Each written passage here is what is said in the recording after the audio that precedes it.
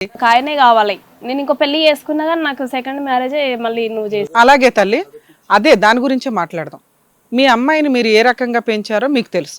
భర్త లేకపోయినా ఒక స్త్రీ ఇద్దరు పిల్లల్ని క్యారెక్టర్తో పెంచినందుకు హ్యాట్స్ ఆఫ్. కానీ వాళ్ళ ఆలోచన విధానం ఎలా ఉంది? ఒక ఇంటికి పంపిస్తున్నప్పుడు వాళ్ళు అక్కడ అడ్జస్ట్ అవ్వగలరా లేరా? అడ్జస్ట్ అయ్యేలాగా నేను పెంచుతున్నానా లేదా? ఇది ఇలా సింగిల్ మదర్స్ ఎవరైతే ఉంటారో 1కి 100 సార్లు ఆలోచించుకొని పిల్లల పెళ్ళిళ్ళు చేయండి అమ్మా. మీరు ఇట్లా గోరు ముద్దలు పెట్టి అమ్మగారికి పెళ్లి చేసి అలా పంపిస్తే ఎక్కడో ఉన్న ముసలి అత్తగారి మీద కూడా ఏడ్చుకుంటూ కూర్చుంటే కాపురాలు నిలబడవు. కనీసం కూతుర్ని, అమ్మ నీ భర్త మంచోడు కాదు, నీ భర్త వల్ల నీ చెల్లికి ఇలా జరిగింది, నాకు ఇలా జరిగింది, నీకు ఇలా జరిగింది, ఇతనికి మనం లీగల్గానే బుద్ధి చెప్పాలి అని కూతుర్ని కంట్రోల్ చేయలేని, చెప్పుకోలేని అమ్మగారు ఇక్కడ కూర్చున్నారు. ఎందుకంటే వాళ్ళకి జరిగిన అన్యాయాన్ని మా స్టేజ్ మీద మేము ముగ్గురం కొంచెం కూడా యాక్సెప్ట్ చేయం. ఆ అన్యాయానికి తగ్గ పోరాటమే చెయ్యాలంటాం. అయినా నా కూతురికి ఆ బొమ్మే కావాలంటుందండి అంటే దాంట్లో ఉండే డేంజర్సే ఇప్పటిదాకా సార్ మాట్లాడారు. అతను మంచోడే, మా దృష్టిలో అయితే మంచోడే, అందుకే మీ అమ్మాయికి నచ్చాడు. అదే నిజం. ఎందుకంటే డే 1 అంతకుముందు లవ్ మ్యారేజ్ జరిగింది అనేది పచ్చి అబద్ధం. ఒక అమ్మాయిని లవ్ చేశాడు. ఆ అమ్మాయి ఎక్కడుందో ఏంటో మీకు తెలియనే తెలియదు. ఆ అమ్మాయితో ఫస్ట్ మ్యారేజ్ అయిన తెలిసిన తర్వాత కూడా మీ అమ్మాయి యాక్సెప్ట్ చేసింది కాబట్టి ఆ పాయింట్ డిలీట్. ఆ అమ్మాయి వచ్చి ఈ రోజుకి ఏమీ ఫైట్ చేయట్లే. సో అది లీగల్గా వ్యాలిడ్ లేని పాయింట్. ఆ పిల్లకి హస్బెండ్ నచ్చాడు అంటే ఆ అబ్బాయి బంగారం కాబట్టి నచ్చాడు. మీ దగ్గర ఉండడం కంటే వాళ్ళ హస్బెండ్ దగ్గర ఉండడానికే అమ్మాయి ఎక్కువ మార్క్స్ వేస్తుంది.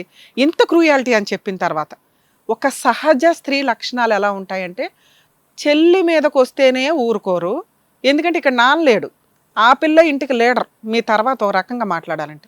అలాంటిది అమ్మ దాకా వస్తే కోపం అనేది ఆ రేంజ్లో ఉంటుంది. నాకు ఆ భర్తే కావాలంటే యాక్సెప్ట్ చేయం, ఎందుకంటే అబ్నార్మాలిటీ. 2, అలాంటి ఒక సీన్ జరిగినప్పుడు అలాగేనమ్మా నీ భర్తను నీకు తీసుకొస్తామని ఇవ్వం. ఆ అమ్మాయి ఎటు ఒక సైడ్ ఉండాలి. ఒక సైడ్ ఏంటి? మీ అమ్మాయి వైపు నాకు చాలా మైనస్లు కనిపించినాయి. ఒకటి, గారం, తల్లి మాట వినదు, సొసైటీ అంటే ఏంటో తెలియదు, అత్తమామలతో హస్బెండ్తో ఎట్లా ఉండాలో తెలియదు, పీకు తినేసింది ఉన్నంతకాలం, అతన్ని నోరు కంట్రోలే లేదు. ఆ అమ్మాయితో 2వ క్వశ్చన్ వేస్తుంటే 3వ క్వశ్చన్లో ఆన్సర్ చెప్పేస్తుంది. నేనే తిట్టానండి మా ఆయన్ని, ఆ రోజు అత్తగారిని ఇట్లా. ఓ మనిషి పెళ్ళైనాక రోజు ఇంట్లోనే పట్టుకొని వేలాడాలా? ఎంత దారుణం ఉంది. అబ్బాయి బయటికే వెళ్ళొద్దా? నాన్న రోజు వెళ్తాడా? పోనీ అని తరదామంటే లేదు మేడం, నెలకు 3 రోజులు 4 రోజులు. తాగుతాడమ్మా? తాగడండి. ఏమున్నాయి అబ్బాయికి చెడు అలవాట్లు? భార్యతో నరకం పడటం తప్ప. పెళ్లి చేసుకోవడం అంత పనిష్మెంటా? మీరు మీ అమ్మాయిని కరెక్ట్గా పెంచకపోవడం వల్ల ఆలోచన విధానం, పెంపకం బాగుంది తల్లి, క్యారెక్టర్తో ఉంది పిల్ల, క్యారెక్టర్ నేను 100 మార్కులు వేసేస్తున్నా. కానీ భర్తతో ఎలా ఉండాలి, అత్తగారితో ఎలా మసులుకోవాలి, అమ్మతో ఎలా మసులుకోవాలో తెలియలేదు ఆ పిల్లకి. అప్పుడు అవతల వ్యక్తి ఎందుకుంటాడు? నువ్వు అమ్మవు కాబట్టి భరిస్తావు, బయటోడు ఎంత భరిస్తాడు తల్లి? దానికి తోడు మీరు అందరూ ఆయుధాలు వేసుకొని వెళ్ళారు. మీ మనస్సాక్షికి తెలుసమ్మా, మీరు చెప్పిన 2 నిజమైతే మీరు లీగల్గా వెళ్ళండి. ఎందుకంటే అవి నిజమైతే ఆ అబ్బాయిని జీవితంలో యాక్సెప్ట్ చేయకూడని కేసు. అవి నిజం కాకపోతే మీరు ఈ మాట మాట్లాడినందుకు జీవితం బద్దలైన అబ్బాయి మీతో కాపురం చేయడు. సో ఏ రకంగా చూసినా ఆ అబ్బాయి ఈవిడతో కలిసి ఉండడు. ఎందుకంటే ఏమీ ఎలిగేషన్స్ లేవు. ఒకవేళ నిజమైతే వాళ్ళని యాక్సెప్ట్ చేయకూడదు, నిజం కాకపోతే ఏంటి? ఏం తప్పు చేశాడు ఆ అబ్బాయి? ఈ అమ్మాయిని పెళ్లి చేసుకోవడం తప్ప? అమ్మని హింసించింది మాటలతో, ఆడబడుచు వచ్చి అడిగింది. ఆవిడ అన్న మాట ఏంటి? అక్కడ ఉన్న మేమంతా నేను ఒకదాన్నే లేడీస్ని కాబట్టి. అక్కడ లేడీసే ఉన్నారు. ఆ ఉన్న మగాడు ఒక్కడు, ఆ ఉన్న 17,000లో భార్యకి ఒక బిజినెస్ పెట్టించాడు, ప్రెగ్నెన్సీ వచ్చింది, అమ్మాయి ఆరోగ్యం వల్ల పోయినాయి అవి. అది డాక్టర్ చెప్పలేదట. పోనీ సెకండ్ టైం జాగ్రత్త పడ్డారు, అమ్మ దగ్గరే ఉందిగా 4th మంత్ నుంచో 3rd మంత్ నుంచో, ఆరోగ్యం వల్ల ఇదైందిగా, అమ్మ ఏమి పెట్టేదిగా, హింసించదుగా, పువ్వుల్లో పెట్టుకొని చూస్తుంటుంది ఆ అమ్మాయి ఆ 7 నెలలు, ఆ 7.5 నెలలు. వాళ్ళ అమ్మగారు ఫీవర్ వచ్చింది, ఇదైంది. అంటే ఆరోగ్యం వీక్గా ఉన్నప్పుడు, ఆ అమ్మాయికి భర్తే నచ్చినప్పుడు ఈ ఎలిగేషన్స్ వేసుకొని కూర్చోకూడదు.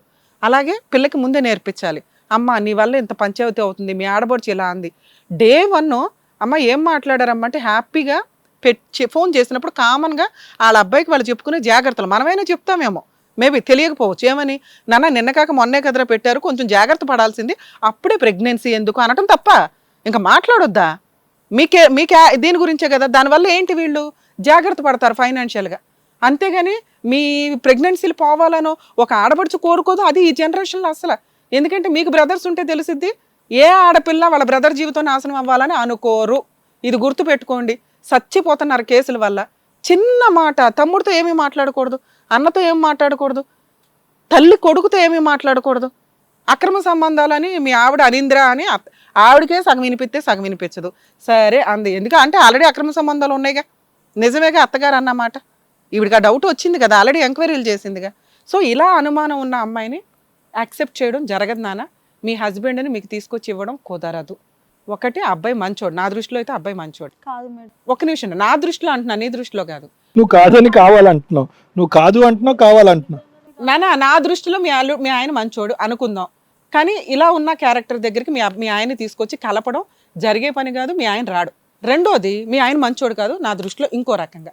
ఎందుకంటే మీ అమ్మని, మీ సిస్టర్ని, మిమ్మల్ని చేసిన అవమానాలు ఏవైతే ఉన్నాయో అవి కరెక్ట్ కాదు.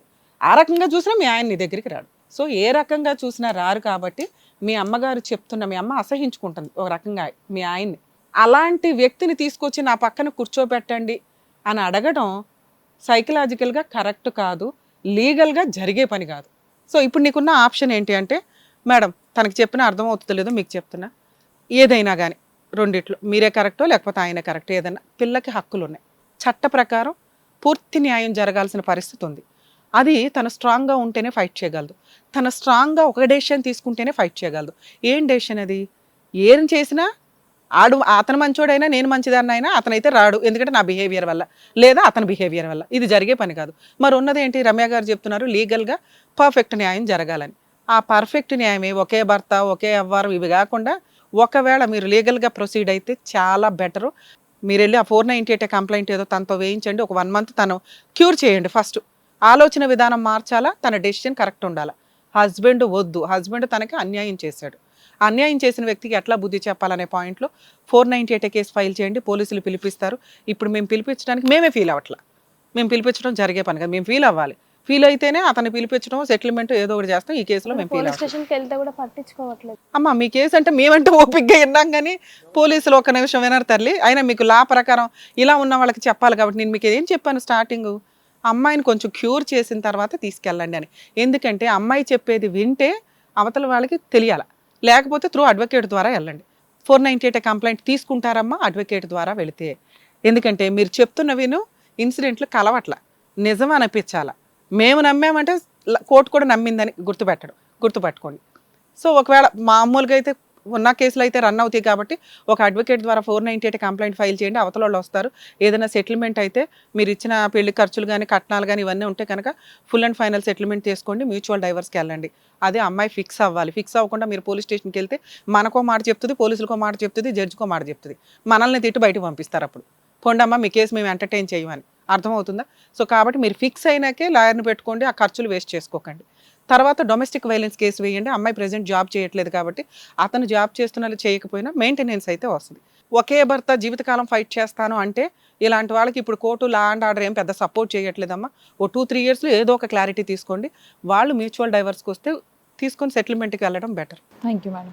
ఏమ్మా చెప్పింది క్లియర్గా అర్థమైందని అనుకుంటున్నాను. మేము ఎవరైనా చెప్పవసరం, మీ అమ్మగారు చెప్పేది వినండి నాన్న, అది ఆవిడ కరెక్ట్ చెప్తారు. ఇంకా మీకు ఇంత చెప్పి ఇంత నీకు చేసినా స్టెబిలిటీ ఇంటికి వెళ్ళిన తర్వాత మళ్ళీ రావట్లేదు, నన్ను నీకు స్టెబిలిటీ రావట్లేదమ్మా. నువ్వు భవిష్యత్తు గురించి ఆలోచించట్లేదు, కంప్లీట్ గా క్లౌడ్ ఉంది, అంటే మబ్బు ఉంది నీ బ్రెయిన్ లో. అర్థమైందా? నీకేదో ప్రాబ్లం ఉందని అనట్లేదు, ఒక మబ్బు ఉంది, ఆ మబ్బు తీసేయాలి. లేదంటే కనుక మేడం అన్నట్టుగా ఏ కేసు నిలబడదు. నువ్వు ఒక రీజన్ ఏంటి అంటే యాక్చువల్గా నా ఫ్యామిలీలోనే నేను చూసిన, మా వాళ్ళకి హస్బెండ్స్ బాగాలేకనో ఏదో అయితే సెకండ్ మ్యారేజ్కి వెళ్ళినారు. ఇప్పుడు వీళ్ళైనా నాకున్న ఏజ్కి ఇప్పుడు కాకపోయినా ఇంకా 2 yearsకో 3 yearsకో చేస్తాను. నాకు ఏజ్ 25 ఉంది మ్యామ్. ఈ 2 yearsకో 3 yearsకో పెళ్లి చేస్తా అంటే నేను ఒప్పుకోకపోయినా చేస్తా అనే చెప్తారు. ఓకే అని చేసుకుంటా. సేమ్ నా అమ్మ నీకైతే పెళ్లి చేయొద్దని చెప్తానమ్మా మీ అమ్మగారికి. మీరు పెళ్లికి సెట్ కారు ఇప్పుడప్పుడే కదా, ఇంకో 20 ఏళ్ళకి కూడా సెట్ కారు. నువ్వు ముందు కెరియర్లో సెటిల్ అయ్యి డబ్బు సంపాదించుకొని ఫైనాన్షియల్గా ఉండండి. కష్టపడి మీ అమ్మ నేను చక్కగా చదివించింది, నువ్వు జాబ్ కూడా చేసేదానివి, ఎందుకు అవన్నీ? యువర్ జస్ట్ 25 years old, ఎందుకు అంతలా ఆలోచిస్తున్నావు? చక్కగా మమ్మీ చెల్లిని చూసుకో, చెల్లి పెళ్లి చెయ్యి, తర్వాత చేసుకో, తొందర ఏముంది? నువ్వు స్ట్రాంగ్ ఉంటే అన్ని స్ట్రాంగ్ గా ఉంటాయి కదా. ఫస్ట్ పెళ్లి కాదమ్మా, సర్వైవల్ కావాలి, బ్రతకాలి. పెళ్లి పెళ్లి పెళ్లి పెళ్లి అని మగదిక్కు లేకుండా నువ్వు, మీ అమ్మ, మీ చెల్లి మీరు ఫస్ట్ బ్రతకాలి. అసలు మీ అమ్మ ఒక ఎగ్జాంపుల్. అంత పర్ఫెక్ట్గా ఆవిడ మీకు ఎదురుగా కనిపిస్తుంటే నీకు సెకండ్ పెళ్లి చేస్తుందని ఎందుకు అనుకుంటున్నావు? చేసుకునే రోజు వచ్చినప్పుడు నీకు నచ్చితే నువ్వు చేసుకో. ఇప్పుడైతే ఆవిడ చేయదు. ఆవిడకి ఏ నరకమే ఓ 5 ఏళ్ళు పడుతుంది బయటపడడానికి. ఇదో ఇక్కడ ఎన్నో కేసులు చూసి చాలా ఎక్స్పీరియన్స్ తో డాక్టర్ గారు, అడ్వకేట్ మేడం చెప్పారు, మీరు ఇంత చెప్తే చాలు వాళ్ళకి ఇంత అర్థమైపోద్ది. జాగ్రత్త, ముందు నువ్వు హెల్త్ సెట్ చేసుకో, వెళ్ళమ్మా. నమస్తే. నమస్కారం.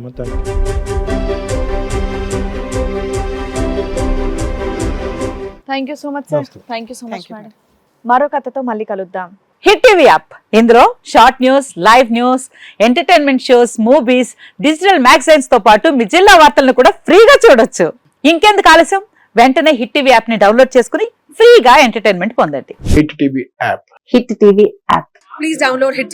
హిట్ టీవీ యాప్ని ఫ్రీగా డౌన్లోడ్ చేసుకొని ఎంజాయ్ చేయండి. మీకు నచ్చిన ఎంటర్టైన్మెంట్ కోసం హిట్ టీవీ యాప్ ని ఫ్రీగా డౌన్లోడ్ చేసుకుని ఎంజాయ్ చేయండి. హిట్ టీవీ యాప్ని డౌన్లోడ్ చేసుకుని ఆస్వాదించండి, ఆశీర్వదించండి. ఇంతమంది సెలబ్రిటీలు హిట్ టీవీ యాప్ ని డౌన్లోడ్ చేసుకోండి అని చెప్తున్నారంటే ఎంత మంచి యాప్ ఆలోచించండి.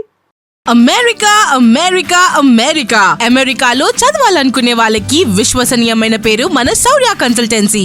UK లో 1 year masters, UK లో 1 year masters, 2 years work permit up to 5 years visa. Contact Saurya Consultancy.